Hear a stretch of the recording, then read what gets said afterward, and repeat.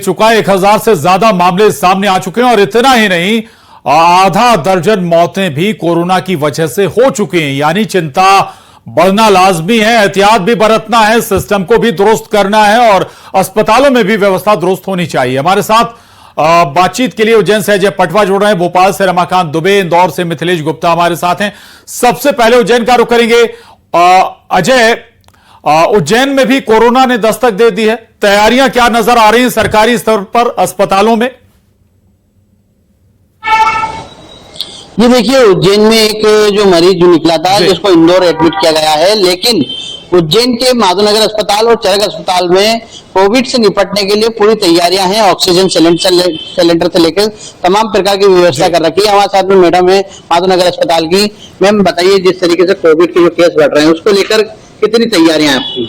जी बिल्कुल, हम लोगों की पूरी तरह तैयारी है इस रूप में।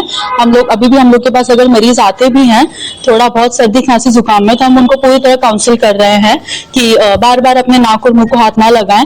अगर आप किसी भी पब्लिक प्लेस पे जा रहे हैं, बस स्टेशन, रेलवे स्टेशन पे, तो अपना नाक और मुंह ढक के रखें मास्क से। अपने हाथों को बार बार धोएं साबुन से, और ऐसा नहीं है कि आपने फटाफट से धो लिया। 1 से 1.5 मिनट हम लोग साबुन से धोएंगे और 15 सेकंड अगर आप सैनिटाइज कर रहे हैं तो। और यही कहना चाहूंगी, अपनी डाइट प्रॉपर रखें। प्रोटीन इंटेक अपना पूरा होना चाहिए। हरी सब्जियां और सीजनल फ्रूट खाएं, हाइड्रेटेड रहें, पानी पीते रहें। जी, देखा जाए तो कोविड के लेकर जो वेरिएंट्स में जो साइलेंट अटैक के ज्यादा मामला बढ़ रहा है, उसको लेकर कैसे इसको पता चलता है और कैसे इसको ध्यान रखना चाहिए?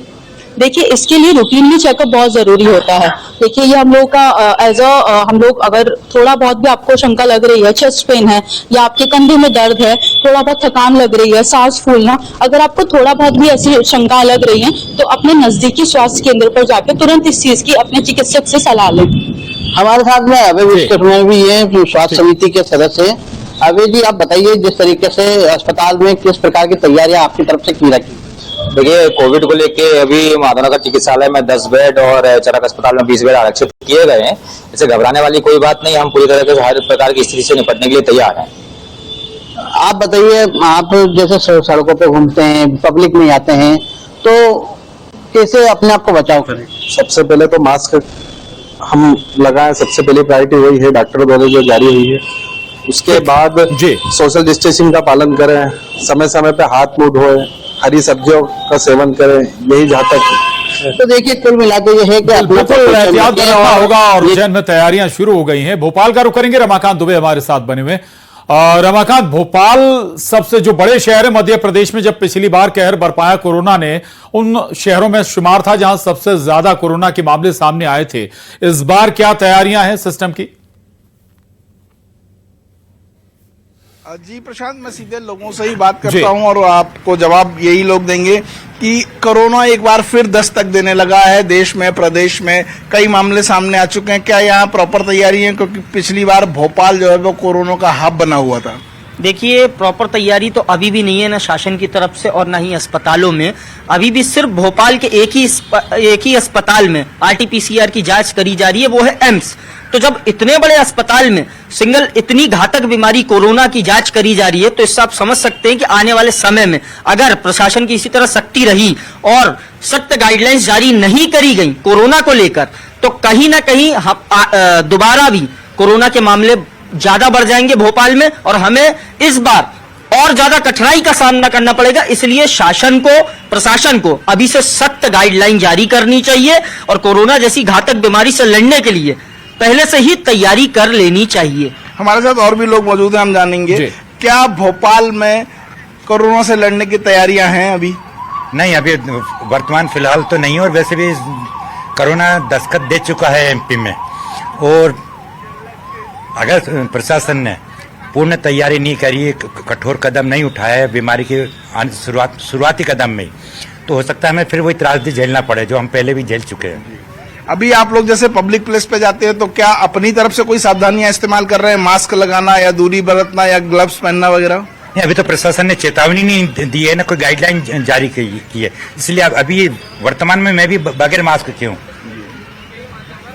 समस्या यही है कि जब क्या क्या प्रशासन की चेतावनी देना या गाइडलाइन जारी करना ज्यादा जरूरी है? अगर हम रोज देख रहे हैं कि कोरोना के मामले बढ़ रहे हैं तो खुद से भी कुछ जो है सावधानियां बरती जानी चाहिए। सबसे पहले तो मैं सरकार से ये अपील करना चाहूंगा कि कुछ ऐसी गाइडलाइंस जारी करे, जैसे मास्क पहनना कंपलसरी करे, लोगों को जगह जगह इकट्ठा होने से दूर रखे, सैनिटाइजर का यूज कंपलसरी करे, और ऐसी जगह जैसे बस स्टैंड हो गए, रेलवे स्टेशन हो गए, एयरपोर्ट्स हो गए, वहां पे जो टेस्ट RT-PCR टेस्ट है वो कंपलसरी करे। आने जाने जो राहगीर है, जो भी ट्रेवलर आ जा रहे हैं, उनका सबसे पहले RT-PCR टेस्ट होना जरूरी है। बिल्कुल इन्फॉर्मेशन को या सरकार को जरूर रखनी चाहिए। लौटूंगा आपके पास और लेकिन अवेयरनेस हमारी भी जरूरी है। इंदौर का रुख करेंगे मिथिलेश।